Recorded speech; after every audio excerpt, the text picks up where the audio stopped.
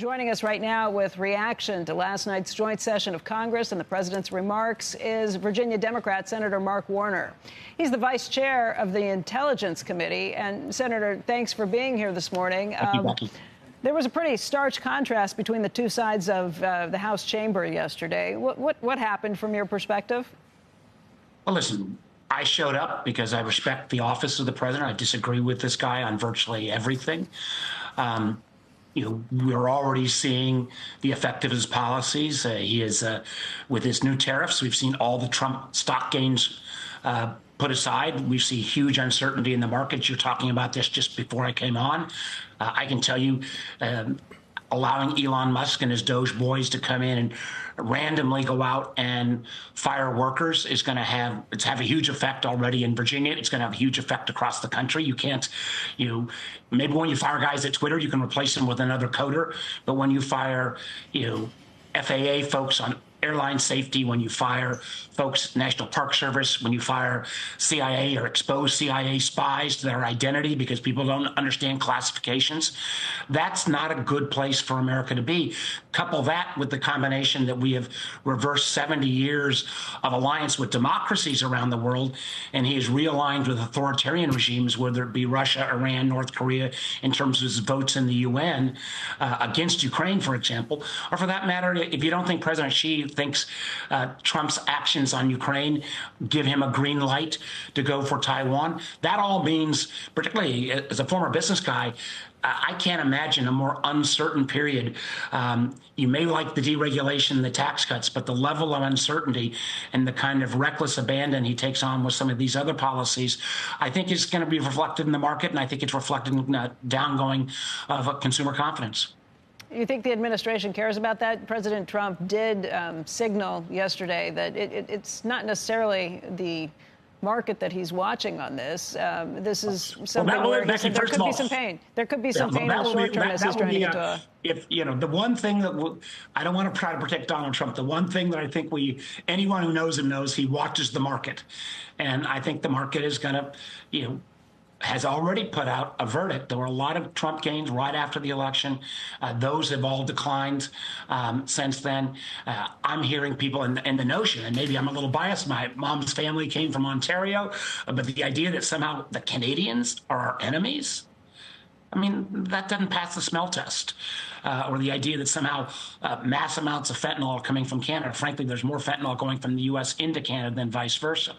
So I think this combination of a tariff attack against our best partners, unwillingness to kind of collaborate with our traditional allies like Europe on China, and then, frankly, walking away from our commitment to Ukraine, that gives a level of international uncertainty. It gives market uncertainty. And that doesn't even count the kind of almost cruel way that federal workers have been fired. That at the end of the day, I think it's going to just cost more money. You've already seen on the price of eggs has gone up so much. A lot of that was due to the fact they, ignorantly fired a bunch of the federal workers that were working on avian flu that's causing some of the increase of the price of eggs.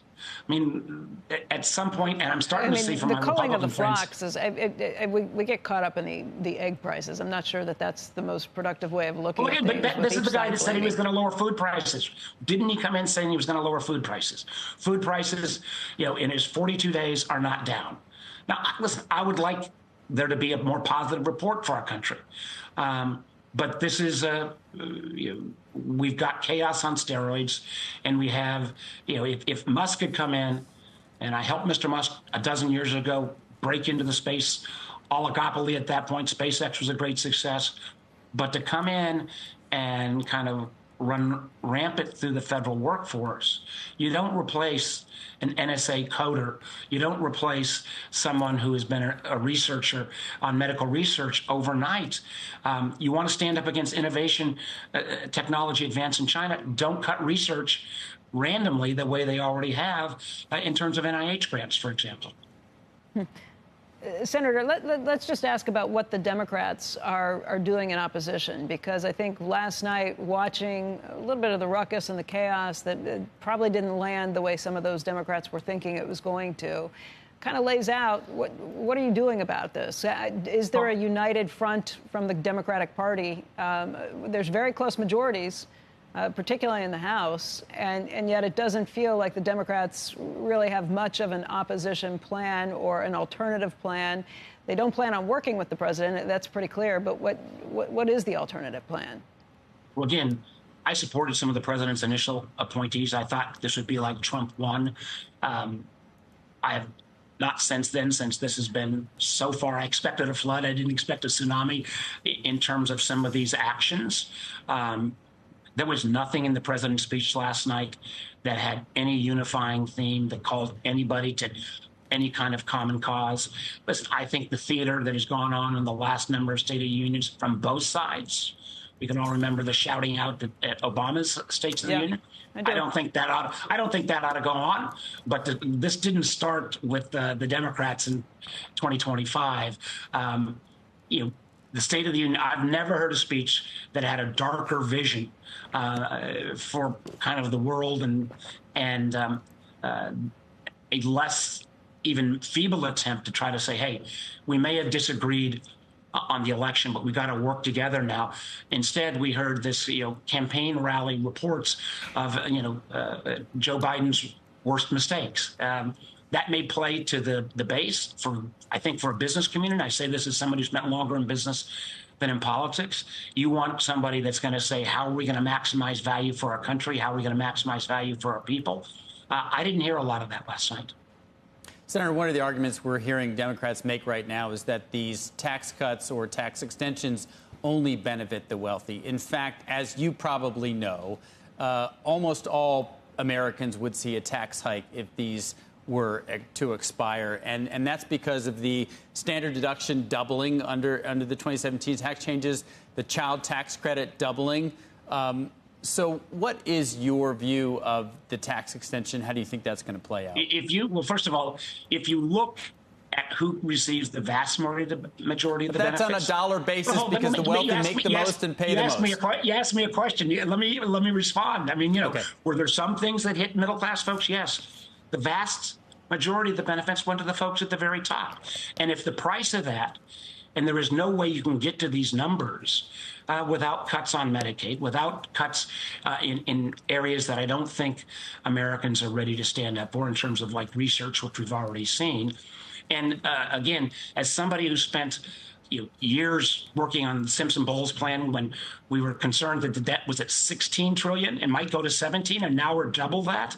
The accounting trick that some of my Republican friends are going to use that they completely thought was illegal, to which called around the baselines. I don't want to get nerd out here, but changing from law baseline to current policy baseline, this would be in an accounting. If you were an accountant signing off on this charge, you would lose your license in terms of suddenly making the tax extensions appear not to cost money. These tax cuts were set up for a fixed period of time to not blow the debt even out further. They are not under what some of the Republicans are proposing. They're not going to be paid for. You can call it whatever you want. End of the day, this will put, minimum of another $5 to $6 trillion on our debt levels. And you and I both know we've had interest rates as they approach back to norming. That is going to mean interest payments, which are already in excess of our defense budget, are only going to go up higher.